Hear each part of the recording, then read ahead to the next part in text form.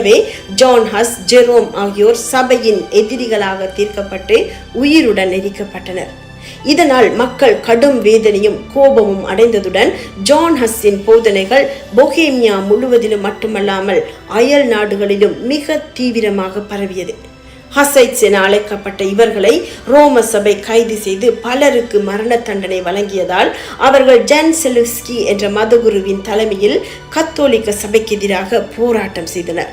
இந்த போராட்டம் 1419 ஹசைட்ஸ் யுத்தமாக மாறியது.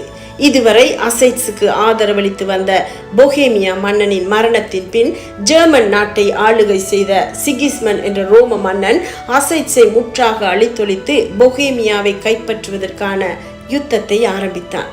ஐரோப்பா முழுவதிலிருந்து வந்த பெருந்திரளான படைகள் பலமிக்கதாக இருந்த போதிலும் ஜான்சிஸ்கா என்ற ஹசைட்ஸ் படைத்தலைவன் அவர்களை எதிர்த்து கடும் யுத்தம் செய்தார்.